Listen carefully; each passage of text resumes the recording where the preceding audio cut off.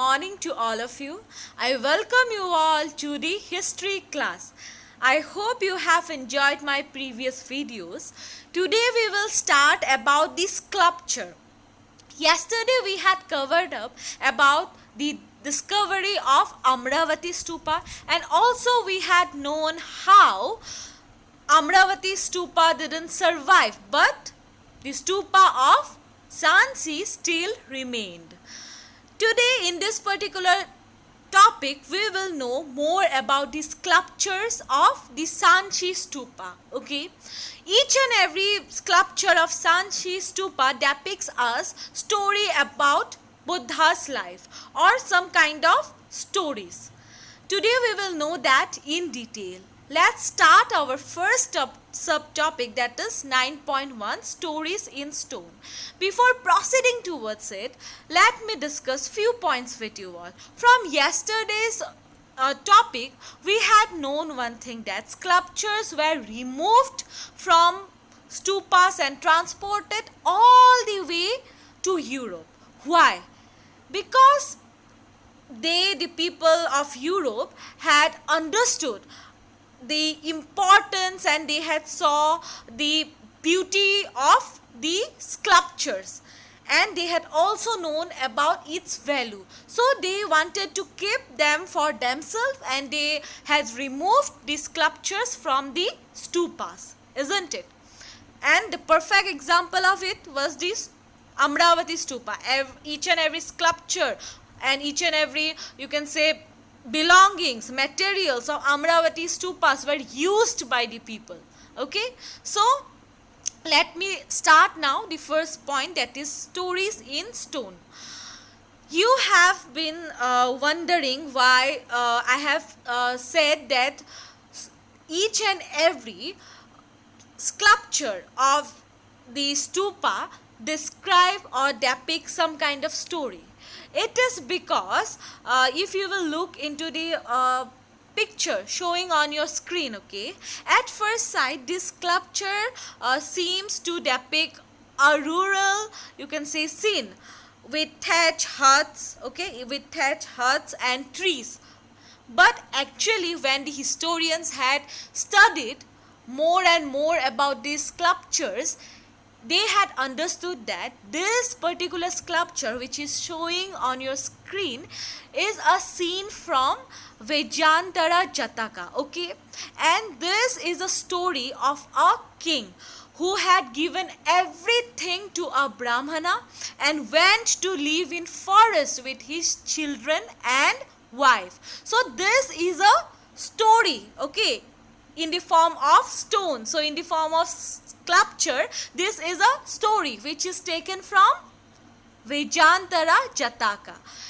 In this way, we had also understood that historians used to compare the sculpture with the textual facts, okay, and after that they used to reconstruct about the story behind the sculptures. So now the next subtopic is all about symbols of worship. There were various symbols in this sculpture which also tells us a different story, okay. Historians had tried to reconstruct about that from the hagiographies of Buddha. In order to understand the Buddhist sculptures, they had gone through the hagiographies of Buddha. According to hagiographies, the Buddha, you can say, attained enlightenment while meditating. Okay, he used to attain enlightenment while what? Meditating. Under a tree. So tree is also used as a symbol to depict a variation of Buddha's life. Okay, to see us about Buddha's life, there were various symbols like animals were also used, trees were also used in the form of sculpture. Many early sculpture did not show the Buddha in human form. Okay, instead they showed it in presence of some kind of symbols. Now we will know about that.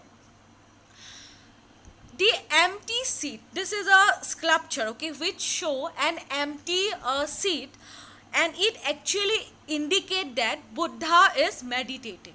Okay, so it is a form of sculpture which shows the meditation of Buddha. Not only this, there were another picture, okay, another sculpture which shows variation of Buddha's life. Now this, you can see the wheel, okay, the wheel of Dhamma.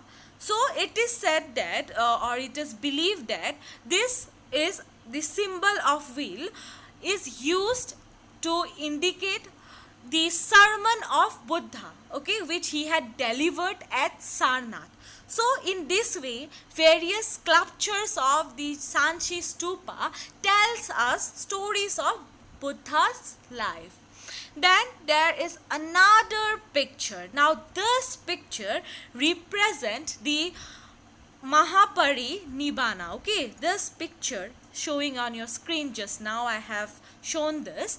This picture represents Mahaparinibbana. Okay, so each and every sculpture showing on your screen depicts a story of Buddha, and historians had known this from the hagiographies of Buddha. It means that the symbols present in you can say the Sanchi Stupa also describe about the story of Buddha's life, as we have just now seen how the wheel is showing us the Dhamma, okay, and also you can say the empty seat shows that Buddha is meditating, that sculpture of empty seat. Another sculpture also shows us what it represents Mahaparinibbana. So these were some of the sculpture taken from the Sanchi Stupa, which says and describe us about life story of Buddha. And I hope you remembered about the first you can say sculpture. This is the first sculpture which shows us the story from Jataka. Okay, then this is a story of a ruler, and this ruler had given everything to Brahmana and used to live in forest with his children and wife. So this is a sculpture, and historians had compared this with the text, and they had understood about this sculpture, that this is a scene taken from Vejantara Jataka. Okay, so just remember, this is a scene taken from Vejantara Jataka, which shows us this. Now we will start the next subtopic, that is point 3, popular traditions. Here in this particular subtopic, you will know about the other forms of sculpture at Sanchi. This kind of sculpture doesn't have any kind of connection with Buddhism. Yes, you heard right. This sculpture, which perhaps not directly inspired by Buddhist ideas, for example, the sculpture showing on your screen, this sculpture is of a beautiful woman, okay, swinging on the edge of the gateway, holding onto a tree. So this kind of sculpture were used in the stupa. Now you might have been wondering why this kind of sculpture, which doesn't have any kind of connection with Buddhism, were used in the stupa. Okay, like us, like you all, historians were also confused with this, and they, in order to know more about it, they had studied this kind of sculpture, and when they had examined, they had came to know that this might be representation of the Sanskrit term Shalavanjika, okay, which shows the depiction of a particular omen. It also might be some kind of belief that this omen, who was regarded as auspicious, because her touch was seemed to be like very much auspicious and powerful, because her touch to a tree might be turn the trees into flowers, and also it will help the tree to bear fruit. So this kind of beliefs were there in ancient society. So because of that also this sculpture were used in the Sanchi Stupa. Might be, okay, they were not sure. Probably this might be also due to the people who had thought that this kind of auspicious symbol which they had used in the decoration will make the stupa more and more, you can say, attractive. So because of this also, this kind of sculptures were used. Also there were other people, okay, who had came to Buddhism, or who had followed Buddhism. Earlier they used to follow some other kind of tradition. So might be here through this sculpture they had shown their idea, okay, their older tradition, which were reflected through sculpture or other forms of sculpture at Sanchi. Not only the sculpture of omen were there were other sculptures also. For example, sculptures of animals like elephants, snakes, horse, monkeys, and so on.